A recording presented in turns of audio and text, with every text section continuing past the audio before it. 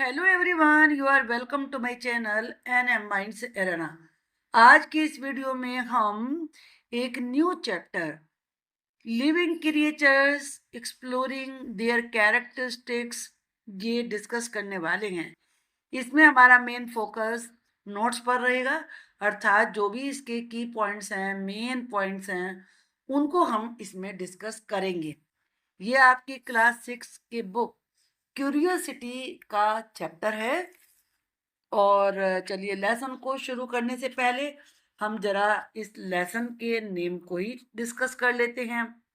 Living creatures क्या मतलब होता है? लिविंग क्रिएचर्स का इसका मतलब होता है जीवित प्राणी, चाहे वो इंसेक्ट्स हों, एनिमल्स हों, बर्ड्स हों, जो भी लिविंग है। और इसमें प्लांट्स भी आते हैं। और एक्सप्लोरिंग एक्सप्लोरिंग का मतलब क्या होता है? तलाश करना, ढूंढना, सर्च करना, फाइंडिंग आउट देयर कैरेक्टरिस्टिक्स। अब कैरेक्टरिस्टिक्स होते हैं उनकी विशेषताएं। क्या विशेषताएं होती है लिविंग क्रिएचर्स में, ये हम तलाश करेंगे इस चैप्टर में। Video introduction. Living creatures are all around us. हमारे चारों तरफ बहुत सारे लिविंग क्रिएचर्स हैं। कुछ हमें आंखों से दिखते हैं, कुछ तो दिखते भी नहीं है। And they have certain characteristics. सबके अपने निश्चित कैरेक्टरिस्टिक हैं, विशेषताएं हैं, that make them different from non living things, जिसकी वजह से वो नॉन लिविंग जितनी भी चीजें हैं, जैसे बुक है, आपकी स्टोन है, इनसे अलग करते हैं, इनसे वो डिफरेंट होते हैं। नॉन लिविंग बींग्स थिंग्स में कौन सी चीजें आती हैं? जैसे कि रॉक्स, चट्टाने, water. One of the key feature of living creatures is their ability to move. जितने भी लिविंग क्रिएचर्स होते हैं, उनकी सबसे बड़ी विशेषता होती है उनकी एबिलिटी मूव करने की। वो चलते हैं। वेदर इट्स एनिमल, चाहे तो एनिमल्स हो, उनका वॉक करना हो, स्विमिंग हो, फ्लाइंग हो, या प्लांट्स हो, स्लोली टर्निंग टुवर्ड सनलाइट, जो कि धीरे धीरे सनलाइट की तरफ अपने आप ही मुड़ जाते हैं। They also grow over time. अगला कैरेक्टरिस्टिक क्या है कि वो समय के साथ साथ ग्रो होते हैं। आप पहले छोटे थे, अब फिर आप बड़े हो गए हैं। Such as a baby growing into an adult. Baby grow होते होते पहले बॉय बनता है या गर्ल बनती है, और फिर वो बिल्कुल बड़ा ग्रोन अप पर्सन बन जाता है, एडल्ट बन जाता है। अब स्मॉल प्लांट होता है, बिकमिंग ए बिग ट्री। वो अब छोटा सा प्लांट लगाते हैं, सैपलिंग लगाते हैं, और वो कितना बड़ा ट्री बन जाता है। तो ये उनका है ग्रो करने की क्वालिटी, उनका ग्रो करने का characteristic. Breathing is another important characteristic. अब अगला इंपॉर्टेंट कैरेक्टरिस्टिक क्या होता है कि वो ब्रीद करते हैं। जितने भी लिविंग क्रिएचर्स हैं, सबके सब सांस लेते हैं। As all living thing need air to produce energy. क्यों लेते हैं सांस? क्या जरूरी है? जरूरी इसलिए है क्योंकि सबको एनर्जी चाहिए, और एनर्जी प्रोड्यूस करने के लिए एयर चाहिए। इसीलिए सब ब्रीदिंग करते हैं, चाहे प्लांट्स हो, या बर्ड्स हो, या एनिमल्स हो, या इंसेक्ट्स हो, कोई भी हो। नेक्स्ट पॉइंट है what sets the living apart from the non living. Non living से लिविंग कैसे अलग होते हैं? वो क्या चीज है जो उन्हें सेपरेट करती है? Living things. Living things are thing that are alive. Living things वही होती हैं जो कि जीवित होती हैं। दे कैन ग्रो, वो ग्रो हो सकती हैं। मूव, वो चलती हैं। ब्रीथ, सांस लेती हैं। ईट करती हैं। रिप्रोड्यूस, अपने जैसों को पैदा करती हैं। हैव बेबीज और मेक न्यू प्लांट्स। जो एनिमल्स हैं, बर्ड्स हैं, उनके तो बेबीज होते हैं, और जो प्लांट्स हैं उसमें सीड बनता है, उससे न्यू प्लांट बन जाता है। Example include animals, plants and humans. इसमें सब चीजें शामिल हैं। अब नॉन लिविंग थिंग कैसी होती हैं? नॉन लिविंग थिंग्स में are things that are not alive, वो जीवित नहीं होती हैं। अब आपकी टेबल है वो थोड़ा ना बड़ी हो जाती है, या आपके घर में आपका लंच बॉक्स है वो थोड़ा ना हो जाता है बड़ा, तो नहीं होता ना, ना वो सांस लेता है ना वो खाता है। तो वो सारी नॉन लिविंग थिंग्स हैं। दे डू नॉट ग्रो, वो बड़े नहीं होते हैं, ना मूव करते हैं। कोई पत्थर पड़ा है वो अपने आप जब तक उसे कोई नहीं चलाएगा वो नहीं दूसरी जगह जा सकता। ना सांस लेते हैं, ना ईट करते हैं, और रिप्रोड्यूस ना अपने जैसों को पैदा करते हैं। किसी एक पत्थर में से दूसरा पत्थर पैदा नहीं होता है, तो इसलिए वो नॉन लिविंग थिंग्स हैं। एग्जाम्पल इंक्लूड रॉक्स, वाटर और टॉयज। आपके पास कोई एक डॉल है उसमें से दूसरी पैदा नहीं होती है, तो वो नॉन लिविंग थिंग्स हैं। अब है मोमेंट्स इन प्लांट्स। अब देखिए ये प्लांट सन की तरफ अपने आप ही टर्न हो गया है।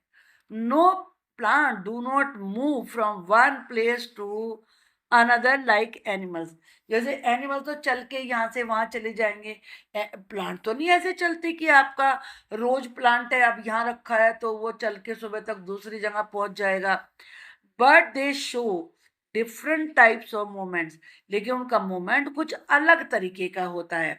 Such as the opening of flower, जैसे फ्लावर्स बनता है ना, बर्ड से फ्लावर बना तो शेप बदली ना, मूव किया ना, तो वही उनका मोमेंट है। The winding of climbers around object, जो क्लाइंबर्स होते हैं वो चढ़ते जाते हैं जिस पे सपोर्ट पे होता है, तो वही उनका मूवमेंट होता है। डिफरेंट मूवमेंट्स ऑफ प्लांट्स के डिफरेंट मूवमेंट्स को हम देखेंगे। Plants may not move from one place to another, वो एक जगह से दूसरी जगह नहीं जाते हैं। But they do show different types of movement, लेकिन वो अलग अलग मूवमेंट दिखाते हैं। While some plant like insectivorous plants होते हैं, जैसे पीछे प्लांट होता है उसमें कोई इंसेक्ट आएगा तो वो बंद हो जाता है। इंसेक्ट को खाने वाले प्लांट्स होते हैं। Rely on insect for nutrition, उन्हें न्यूट्रिशन के लिए इंसेक्ट ही चाहिए, उससे उन्हें ताकत मिलती है। Some plant like climbers wind का मतलब होता है लिपट जाना, ऐसे ऐसे ऐसे ऐसे लिपट जाना। themselves अराउंड ऑब्जेक्ट्स, वो चीजों के चारों तरफ वाइंड हो जाती हैं। That are close to them, जो उनके नजदीक होती हैं। एग्जाम्पल्स हैं, Drosera is an example of an insectivorous plant. It has a saucer shaped leaves, इसकी जो लीव्स होती हैं प्लेट की तरह होती हैं, विद हेयर लाइक प्रोजेक्शन, उनमें बाल जैसा कुछ कुछ निकला हुआ होता है जैसे पिक्चर में देख सकते हैं। दैट हैव स्टिकी एंड्स, और उनके जो उसमें हेयर जैसे होते हैं वो चिपचिपे होते हैं। When an insect lands on the leaf, lands का मतलब आना, जब लीफ के ऊपर कोई इंसेक्ट आता है, the hairs move inward, तो वो हेयर अंदर की तरफ मुड़ जाते हैं। and trap the insect with their stickiness, और अपने चिपचिपेपन से इंसेक्ट को फंसा लेते हैं, ट्रैप कर लेते हैं। while plant do not move from one place to place, plants एक जगह से दूसरी जगह तो नहीं जाते हैं। दे एग्जिबिट का मतलब होता है show various types of movement, फिर भी बहुत सारे मूवमेंट उनमें दिखते हैं। Such as the opening of flowers का ओपन होना, द ट्रैपिंग ऑफ इंसेक्ट का फंसा लेना बाय इंसेक्टिवोरस प्लांट जैसे कि drosera, and the winding of climbers around nearby object, आसपास की चीजों पर क्लाइंबर्स का वाइंड अप हो जाना। Growth and nutrition in living beings, जितनी भी लिविंग बीइंग्स होती हैं वो उनकी ग्रोथ होती है, बड़ी होती हैं वो। न्यूट्रिशन, उन्हें खाने के लिए कुछ चाहिए जिससे ताकत मिले। अब देखिए ये ग्रोथ है, ये बेबी था, फिर इतना बिग हुआ, फिर इतना, फिर इतना, फिर बन गया एडल्ट, इसे कहते हैं growth. Growth is a characteristic का मतलब होता है विशेषता ऑफ ऑल लिविंग बींग, जितने भी लिविंग बींग्स है वो ग्रो करते हैं, बड़े होते हैं। Involving and increase in size, जिससे उनका साइज बड़ा होता है, कॉम्प्लेक्सिटी उनमें आती है, एंड डेवलपमेंट होता है धीरे धीरे करके टाइम के साथ साथ। न्यूट्रिशन का मतलब होता है पोषण, ताकत मिलने की चीज। Living being need food for energy. Energy के लिए जितने भी जीवित प्राणी होते हैं उन्हें फूड चाहिए होता है। उससे उनकी ग्रोथ होती है, रिपेयर जो हमारे शरीर में टूट फूट होती रहती है ना, उसकी रिपेयर भी फूड से होती है। And maintenance of body function. Function का मतलब होता है काम। आप बहुत सारे काम करते हैं ना अपनी बॉडी से। जैसे मैं लिख रही हूँ तो ये एक फंक्शन है, फिर मैं पढ़ रही हूँ तो ये भी एक फंक्शन है, मैं देख रही हूँ अपनी आई से, ये भी एक फंक्शन है। तो जो बॉडी फंक्शंस होते हैं उन्हें मेंटेन रखने के लिए भी हमें एनर्जी की जरूरत होती है। वो एनर्जी फूड से मिलती है। इसके बाद है breathing and respiration in living beings. जो जितने भी लिविंग बींग्स होते हैं वो सांस लेते हैं, रेस्पायर करते हैं। अब ब्रीदिंग होता क्या है? Breathing is the process of taking air into the body. Breathing का मतलब होता है अपनी बॉडी में एयर को अंदर लेना, जिसे इनहेलिंग कहते हैं। And then pushing it out, फिर उसे बाहर निकालना, उसे एक्सेलिंग कहते हैं। अब रेस्पिरेशन क्या होता है? Respiration is a broader process, ये ज्यादा बड़ी प्रोसेस है। That involve using the oxygen we breathe in to release energy from food. और जो हमने सांस लिया उसमें ऑक्सीजन होती है, और उस ऑक्सीजन को यूज किया जाता है हमारी बॉडी के द्वारा फूड में से एनर्जी लेने के लिए। इस वाली प्रोसेस को कहते हैं respiration. All living things, including plants, animals, even tiny, tiny, छोटे छोटे माइक्रो ऑर्गेनिज्म, जीवित प्राणी, नीड टू रेस्पायर, सबको एनर्जी चाहिए। तो सबको एनर्जी लेने के लिए फूड से ऑक्सीजन चाहिए, क्योंकि ऑक्सीजन के बिना तो एनर्जी नहीं वो फूड से रिलीज करवा सकते। तो इसी से वो जिंदा रहते हैं। Excretion in living beings. Excretion क्या होता है? आपकी बॉडी में से बहुत कुछ बाहर निकलता रहता है। स्वेटिंग करते हैं तो तब आपका स्वेट पसीना बाहर निकलता है। आप टॉयलेट जाते हैं तो यूरिनेट करते हैं, वो भी एक्सक्रीशन है। उसके बारे में हम पढ़ेंगे। Excretion is the process of removing waste product from the body. Body में से जो हमारा वेस्ट निकला है ना, जिसकी जरूरत नहीं है हमारी बॉडी को, उस चीज को हटाने की प्रक्रिया को ही एक्सक्रीशन कहते हैं। दिस प्रोसेस इज इम्पोर्टेंट, ये बड़ा इम्पोर्टेंट है। मान लो आपके बॉडी में आपने बहुत सारा पानी पिया, अब यूरिन आपको जाना है और यूरिन बाहर निकले ना, क्या होगा फिर? तो आपको बहुत ज्यादा पेन हो जाएगा। तो जो एक्स्ट्रा होता है, जो वेस्ट होता है, वो बाहर निकालना जरूरी होता है, because it helps maintain the bodies balance. ऐसा करने से जो वेस्ट है उसे बाहर निकालने से बॉडी का बैलेंस बना रहता है and prevent the buildup of harmful substances. आपने देखा है कि यूरिन में से कितनी फाउल स्मेल आती है, स्टूल जो आपकी पोटी होती है उसमें से कितनी गंदी स्मेल आती है। अगर वो बॉडी में पड़ी रहेगी तो कितनी ज्यादा सड़ जाएगी। तो हमारे शरीर में हार्मफुल सब्सटेंसेस बन जाते हैं जिससे हम बीमार हो सकते हैं। तो आप समझ सकते हैं कि एक्सक्रीशन कितना कितना जरूरी है हमारे लिए। एक्सक्रीशन इन एनिमल्स, ये एनिमल्स में भी होता है। Animals excrete waste product through various organ. For example, this is a liquid waste, liquid waste भी होता है, that is produce by the kidney. Kidney produce करती है ये। The kidney filter the blood. कैसे प्रोड्यूस होता है? जो किडनी होती है ब्लड को छानती है टू रिमूव एक्सेस वाटर, जिससे कि फालतू का पानी निकल जाता है, सॉल्ट निकल जाते हैं, दूसरे वेस्ट प्रोडक्ट निकल जाते हैं, which are then excreted as urine, जो कि यूरिन के रूप में हमारी बॉडी से बाहर निकलते हैं। Excretion in plants. Plants also excrete waste product. Plant भी वेस्ट प्रोडक्ट को बाहर निकालते हैं। Although their methods are different. हाँ, ये सही है कि उनका मेथड अलग होता है from those of animals. For example, plants excrete oxygen as a waste product. जो प्लांट्स होते हैं वो ऑक्सीजन को बाहर, हमें तो ऑक्सीजन चाहिए, देखो कितनी स्ट्रेंज बात है, हमें ऑक्सीजन चाहिए, प्लांट्स को ऑक्सीजन नहीं चाहिए। हमें कार्बन डाइऑक्साइड नहीं चाहिए, प्लांट्स को कार्बन डाइऑक्साइड चाहिए। हम कार्बन डाइऑक्साइड बाहर निकालते हैं, प्लांट्स उसे यूज करते हैं, वो ऑक्सीजन को बाहर निकालते हैं और हम ऑक्सीजन को यूज करते हैं।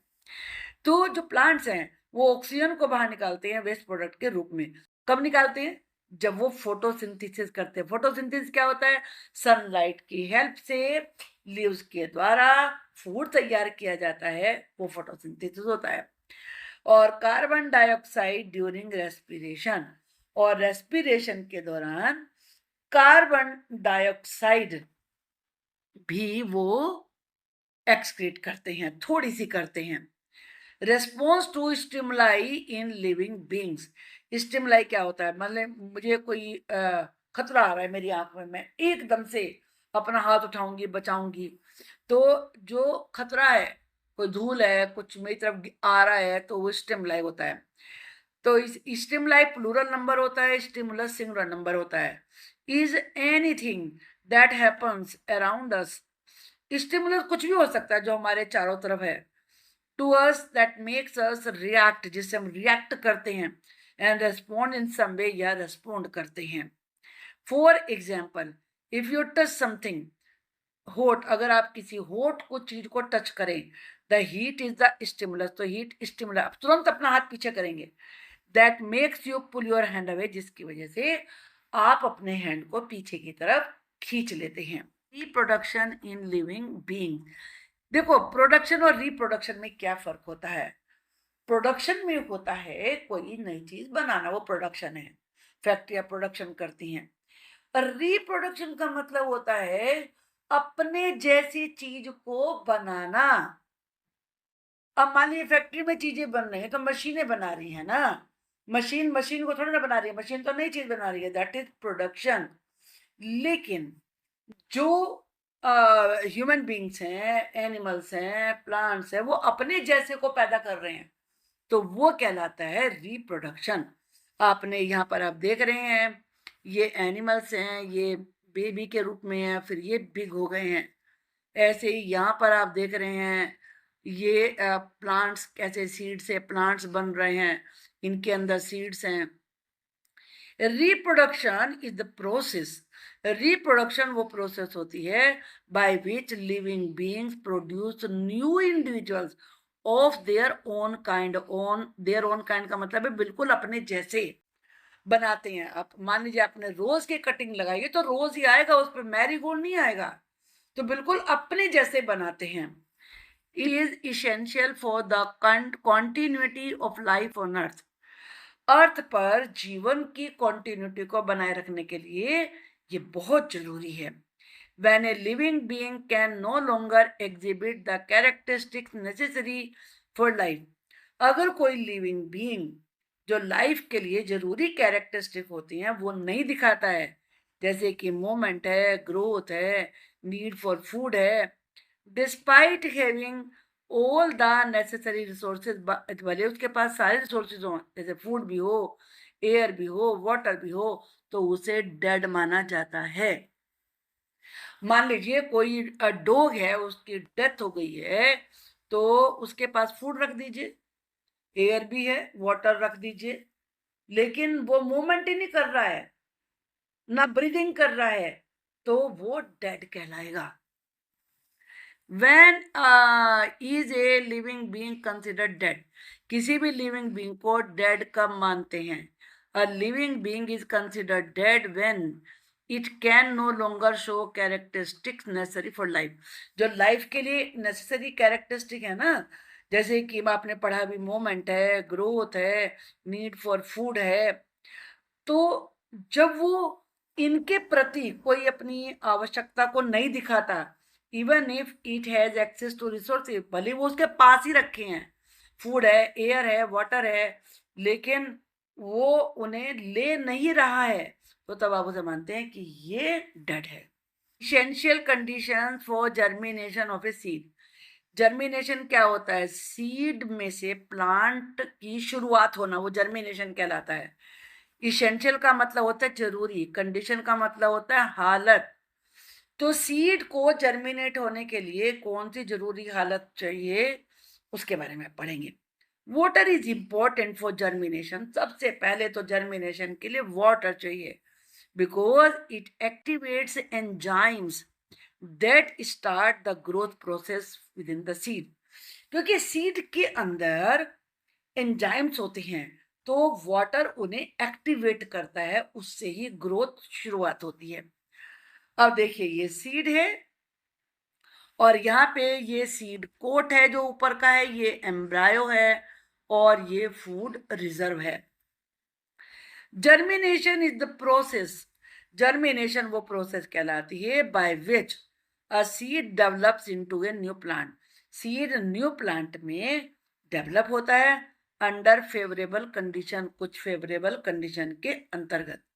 इट रिक्वायर्स वाटर, उसे वाटर चाहिए, एयर चाहिए, सुटेबल लाइट चाहिए या डार्क कंडीशन चाहिए टू इनिशिएट। इनिशिएट का मतलब होता है start the growth of the embryo. Embryo देखा ना आपने, इसमें जो एम्ब्रियो छोटा सा होता है, तो इसकी ग्रोथ के लिए यहाँ पे मैं रेड से कर देती हूँ उसको मार्क, ये एम्ब्रियो है।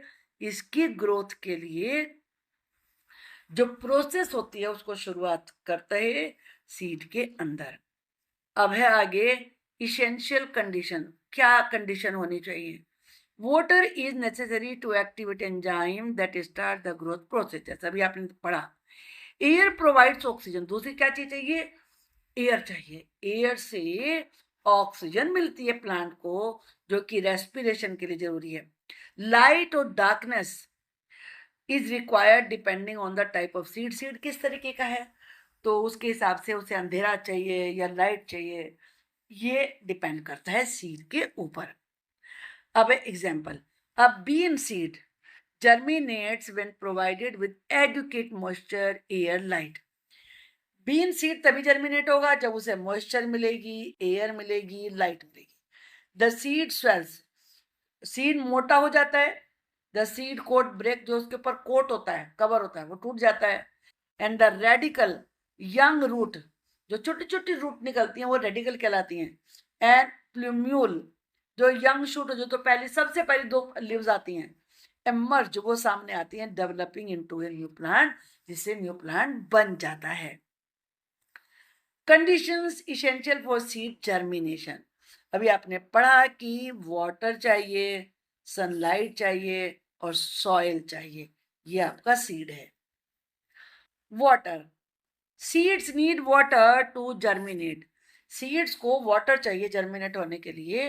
Water help soften the seed coat, सबसे पहला सीड जो वाटर है वो क्या काम करता है, सीड कोट को मुलायम कर देता है, सॉफ्ट कर देता है।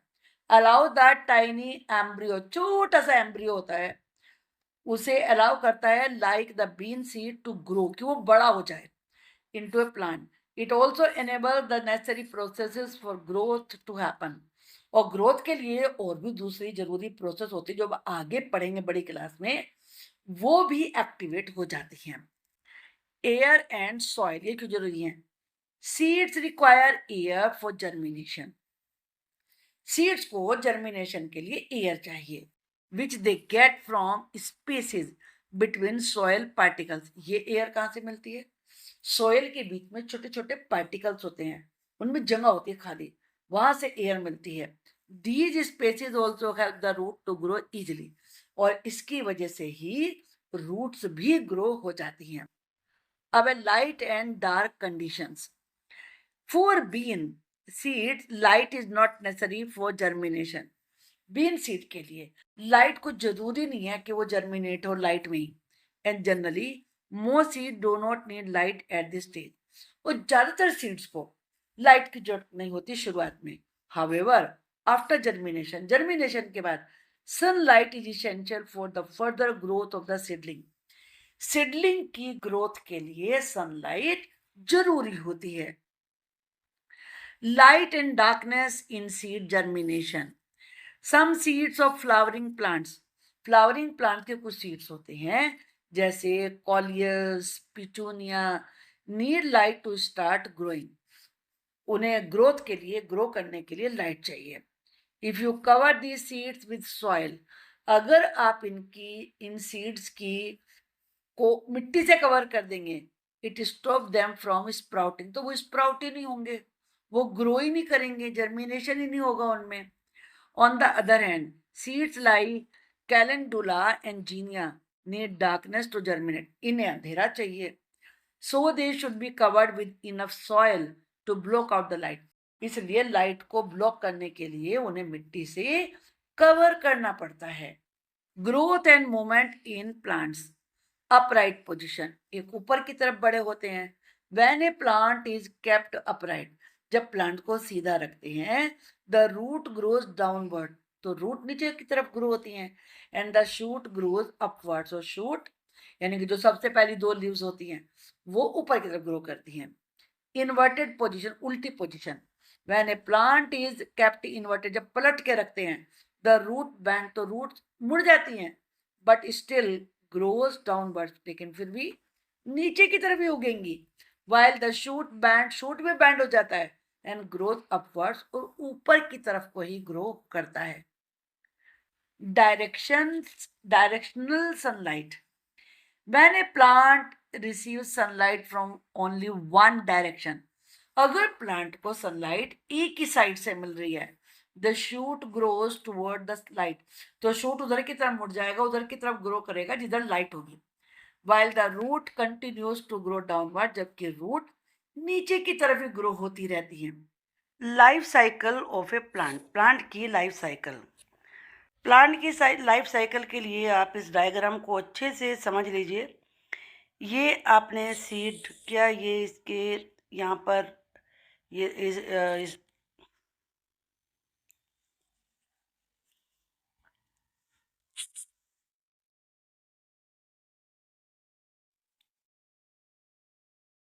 Life cycle of a plant, plant की लाइफ साइकिल के लिए हमें इन स्टेप को ध्यान में रखें।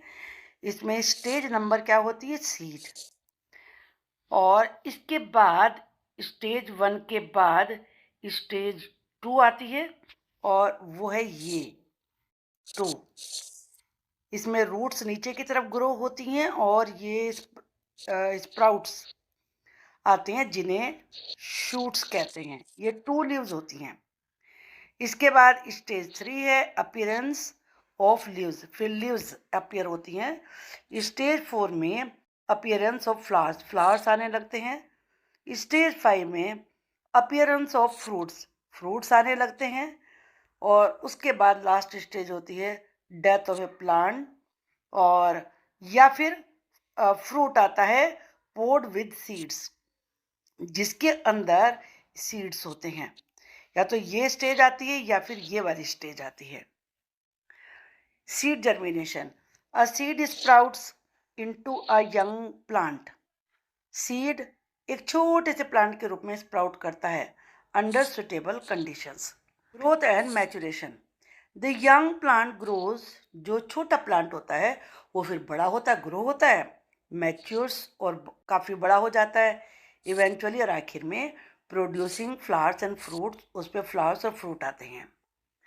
इसके बाद है seed production, the fruit such as pod contains seeds, जो फ्रूट होता है वो पोड के रूप में, जैसे मटर होती है वो भी हो सकती है, तो उसमें जो दाने होते हैं वो सीड्स होते हैं। गुआवा देखेंगे, एप्पल देखेंगे तो उसमें सीड अलग ही दिखते हैं।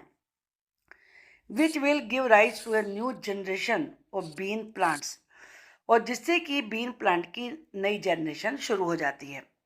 Life cycle processes, the entire journey from seed to plant, जो पूरी जर्नी है प्लांट की, सीड से शुरुआत होकर प्लांट तक, एंड बैक टू सीड्स, और फिर सीड बनने तक, is known as the life cycle of a plant, उसे ही प्लांट की लाइफ साइकिल कहते हैं। Plant death, when a plant stops growing, जब कोई प्लांट ग्रो होना ही बंद हो जाए, आगे बढ़े ही ना, and its life activities come to an end, और जो उसकी लाइफ एक्टिविटीज हैं जैसे लीव्स आना, फ्रूट्स आना, फ्लावर्स आना, वो बंद हो जाती हैं। इवन विद और नेसेसरी कंडीशंस मेट, भले ही चाहे उसके लिए आप सब कुछ कर रहे हो, मतलब एयर भी है, वाटर भी है, सनलाइट भी है, the plant is considered dead, तो तब उस प्लांट को डेड कहते हैं।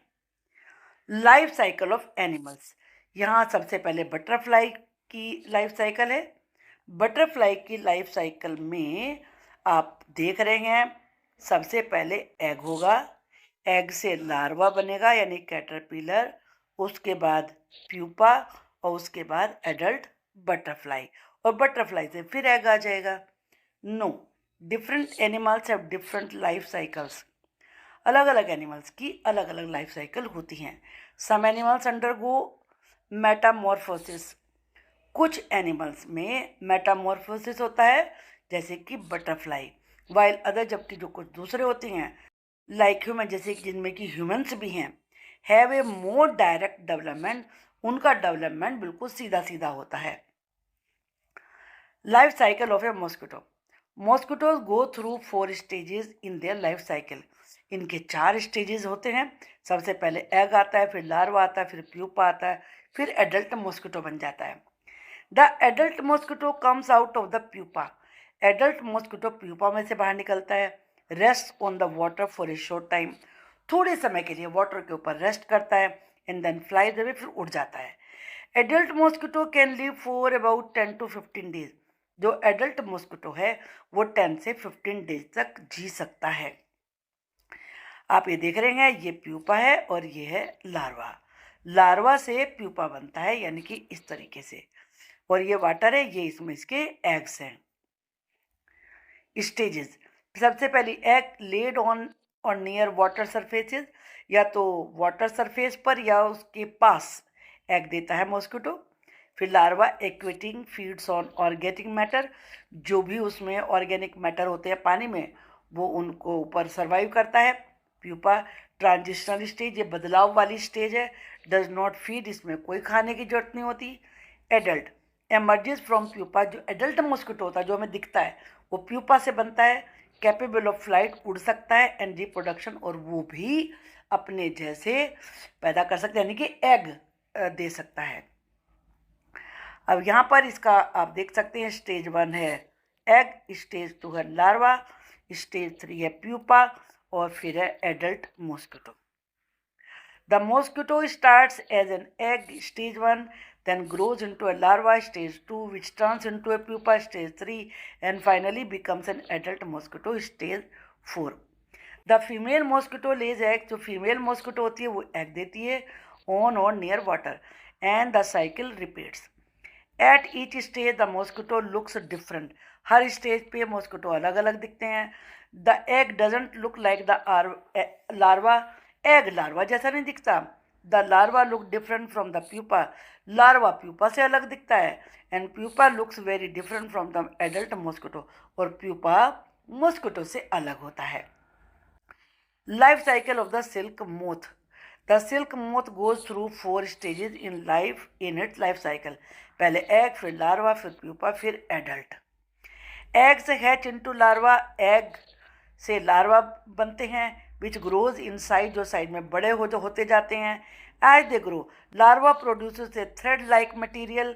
जब लार्वा बड़ा हो जाता है तो प्रोड्यूस करता है धागे जैसा material, that they wrap around themselves, जिसे वो अपने चारों तरफ ही लपेट लेते हैं। This process lead to the formation of pupa, और इसी से प्यूपा बनता है। The thread like material secreted by the larva. Larva जिस धागे जैसे मटेरियल को प्रोड्यूस करता है, उससे ही सिल्क फैब्रिक बनता है। In India the Khadi and village industries commission KVIC has establish several centres to support silk production. इन्होंने सिल्क के प्रोडक्शन के बहुत सारे सेंटर बनाए, खादी ने और KVIC ने। अब पढ़ते हैं life cycle of A frog. Frogs have a distinct life cycle with stages. Frogs की लाइफ साइकिल बिल्कुल डिस्टिंक्ट डिफरेंट होती है। दैट इंक्लूड एग, इसमें पहले एग, फिर टेडपोल, फिर फ्रॉगलेट, फिर adult frog. Each stage shows significant changes in form and habitat. इनके रहने की जगह में और इनकी फॉर्म में बिल्कुल स्पष्ट चेंजेस दिखाई पड़ते हैं। ये सबसे पहले आपके एग्स हैं। एग से एम्ब्रियो से टेडपोल बनता है, टेडपोल से फ्रॉगलेट, और फिर उसके बाद एडल्ट फ्रॉग बन जाता है। Eggs laid in water, water में एग दे दिए जाते हैं और जातक क्लस्टर झुंड के रूप में होते हैं। टेडपोल एक्वेटिक होता है, पानी में रहता है, हैज गिल्स एंड टेल, उसके गिल्स और टेल होती है। Froglet develop legs lungs and start losing the tail, फिर उसके लेग्स लंग्स बनने लगते हैं और टेल खत्म होने लगती है। फिर एडल्ट फ्रॉग बन जाता है। टेरेस्ट्रियल और सेमी एक्वेटिक, वो सेमी एक्वेटिक यानी कि वाटर में भी रहता है और लैंड पे भी रहता है और फुल्ली डेवलप्ड होता है। Life cycle of A frog, example frog Lay's eggs in water. I hope the whole chapter is now clear to you. Uh, I hope the whole chapter is clear to you. Thank you for watching the video.